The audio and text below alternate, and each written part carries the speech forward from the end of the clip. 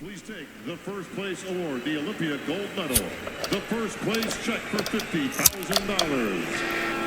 And the title of 2024, Classic Machine Olympia champion, 2-hour winner. You know, there's something special about childhood heroes.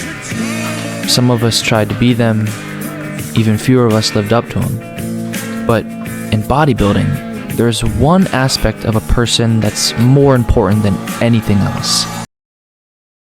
Presence.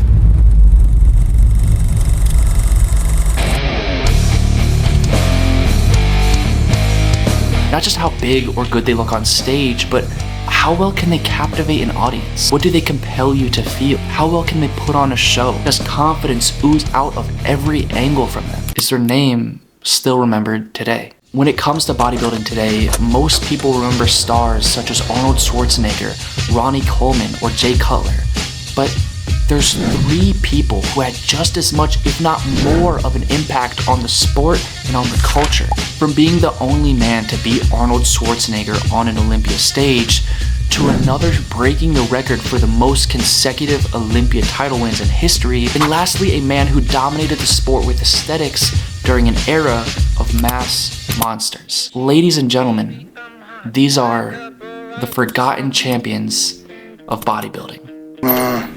35 years old and I do live in San Diego, California. No matter what, I will be forever the myth. And also the early years I spent training with Arnold and Franco at Gold's Gym, and the camaraderie we had at competitions in the early 70s and the peak of those days with just great emotion. For Sergio Oliva, it's the joints, right? I mean, nobody's been born with that type of configuration.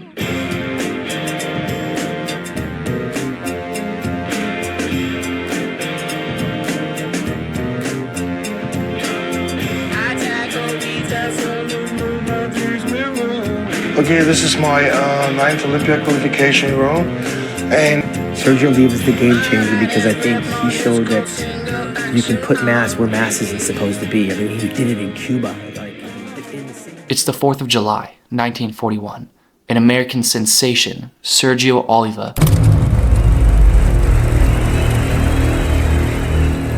was just born in the city of Guantanamo, Cuba.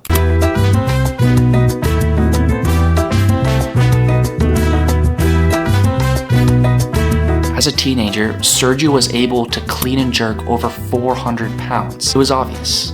He had talent, he had potential, and people were starting to take notice. He was selected to represent Cuba in the 1962 Central American Caribbean Games. Soon after, he fled tyranny from Fidel Castro and successfully sought political asylum in the United States. Sergio lived in Miami, Florida, where he worked as a TV repairman and later police officer. He went on to win the Mr. Olympia title 3 consecutive times, starting in 1967, and with his last victory in 1969 being over the then 7-time Mr. Olympia, Arnold Schwarzenegger. And with both men long since retired, Sergio Oliva remains the only man in history to have ever beaten Arnold Schwarzenegger on an Olympia stage. But the victory was short-lived, as the very next year, Arnold Schwarzenegger became the youngest Mr. Olympia champion in history. Despite Sergio Oliva later passing away from kidney disease in November 2012, in 1986 he actually survived 5 gunshot wounds to the lower abdomen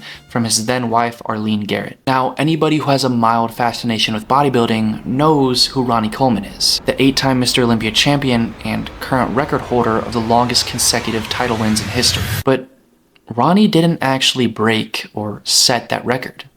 He tied it with someone who came before him. Growing up in a modest household in South Carolina during the 60s, Lee Haney was the eldest of 3 children. He graduated from Spartanburg Methodist College with a degree in youth counseling. Beginning in 1984 all the way until 1991, Lee Haney would go on to demonstrate one of the most dominant winning sprees of all time.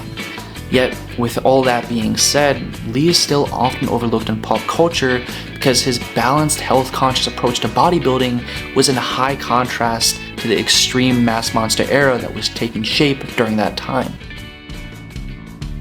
One of his regular quotes was, "Train to stimulation, not annihilation," emphasizing his cautionary health-based approach to the sport. At the time of recording this video, Lee Haney is still alive today, at 65 years old, he is currently still active in the fitness industry as a trainer and personal coach. He continues to be involved with various media outlets, including his own program, with his very own podcast, Totally Fit. And in an industry where longevity is a privilege, it truly seems like this multi-record holding champion has got to have his cake and eat it too.